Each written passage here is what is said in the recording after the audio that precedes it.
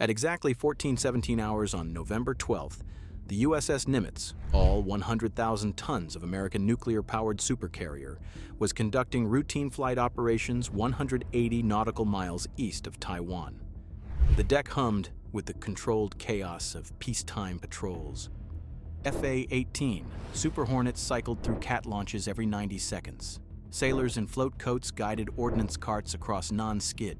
Below decks, the ship's ANSPY-1D radar painted a clean picture of the surrounding airspace out to 250 miles.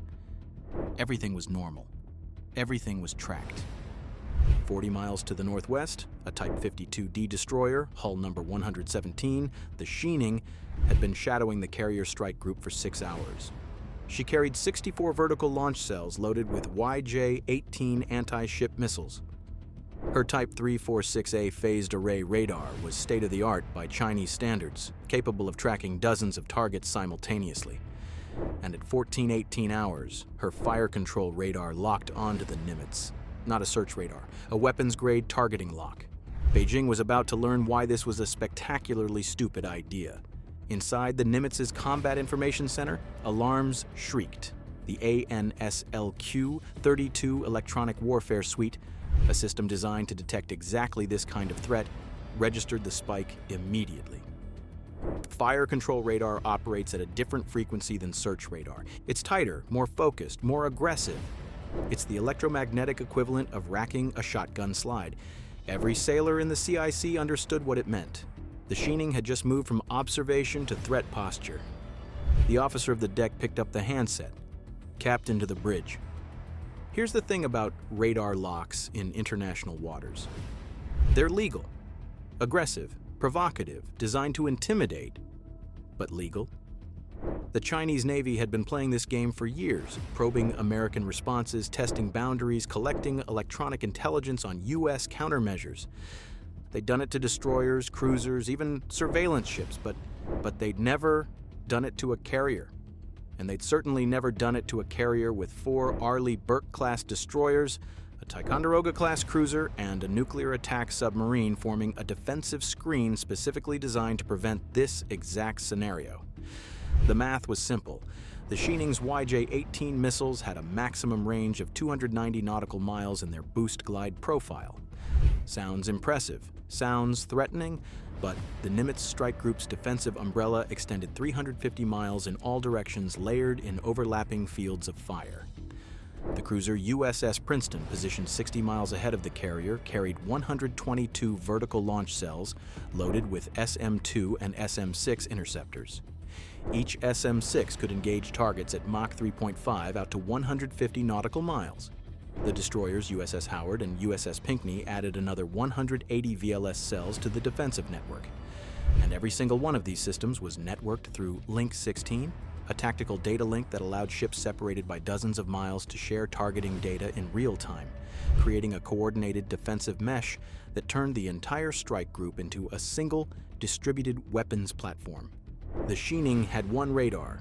The Americans had 12, all talking to each other, but the Chinese captain didn't know that yet. From his perspective, he'd just scored a propaganda coup. His weapons officer confirmed the lock. The targeting data flowed into the ship's combat management system. In theory, he could launch. In theory, the missiles would fly. In theory, he just demonstrated that Chinese warships could threaten American carriers in their own backyard. In theory. At 14:19 hours, the USS Princeton activated her ANSLQ-32 V6 electronic attack system. This wasn't a defensive measure. This was a knife fight in a phone booth. The SLQ-32 V6 is an active jamming system. It doesn't just detect hostile radar, it corrupts it. High-powered radio frequency energy flooded the electromagnetic spectrum, targeting the exact frequencies the Xining's fire control radar operated on. To the Chinese radar operators, their screens suddenly filled with ghost returns, phantom targets, and noise. The Nimitz, a target the size of a city block, vanished from their displays, replaced by 12 false contacts, each mimicking the radar cross-section of a carrier, each moving in different directions. The lock broke. The Chinese crew scrambled to reacquire They switched frequencies, they adjusted beam patterns, they tried manual tracking, but the Princeton's jamming pods adapted faster than they could compensate. Every time the Xining's radar pinged, the Americans absorbed the signal, analyzed it, and fed back corrupted data. It's called electronic warfare for a reason. It's war. And the United States Navy has spent 70 years perfecting it. Meanwhile, 12,000 feet below the surface, the USS Alexandria, a Virginia-class attack submarine that had been trailing the Chinese destroyer for the past 4 hours, quietly maneuvered into firing position. The Xining's crew had no idea she was there. Virginia-class boats are acoustic ghosts. Their pump-jet propulsion systems eliminate the cavitation noise that gives away traditional screw-driven subs. Their coating absorbs active sonar pings, and their passive sonar arrays, towed arrays stretching hundreds of feet behind the boat, could hear a wrench drop in the engine room of a surface ship 20 miles away. The Alexandria didn't need to fire, she just needed to exist and to let the Chinese know she existed. At 14:23 hours, the submarine pinged the Xining with active sonar. Once. A single pulse of sound energy. Focused and deliberate. Not a weapon, a message. The acoustic equivalent of tapping someone on the shoulder in a dark room. It said, "We see you. We've been watching you. And if you'd actually launched those missiles, you'd have been on the bottom before they cleared the horizon." On the Xining's bridge, the sonar operator's face went white. Active sonar from an American submarine meant one thing. They'd been tracked, targeted, and outmaneuvered without ever knowing the sub was there. The tactical situation collapsed in an instant. The destroyer's crew had been focused on the carrier, playing their intimidation game, collecting their electronic intelligence. They'd forgotten the first rule of modern naval warfare. If you can see the carrier's escorts can see you. And the things you can't see are already in position to kill you. The fire control lock didn't return. The Xining's captain made the only rational decision available. At 14:27 hours, the destroyer came about to a heading of 295 degrees and increased speed to 28 knots, heading back toward Chinese territorial waters. No announcements, no radio chatter, just a quiet, humiliating retreat, captured by every radar system in the strike group and, almost certainly, by American reconnaissance satellites overhead. The entire confrontation lasted 10 minutes. Not a single shot fired, not a single missile launched, but the message was delivered with surgical precision. Here's what the encounter proved. Modern naval warfare isn't about who has the bigger guns. It's about who has better sensors, better networks, and better electronic warfare capabilities. The Xining was a modern ship, on paper. She had advanced missiles, phased array radar, and a well-trained crew. But she was operating as a single unit, dependent on her own sensors, her own targeting data, her own situational awareness. The Nimitz strike group operated as a networked swarm. Every radar contact seen by the Princeton was instantly shared with the destroyers, the carrier, and the submarine. Every jamming pulse was coordinated. Every defensive system was cued to the same tactical picture. The Chinese learned that radar locks don't work when your radar can't see the target.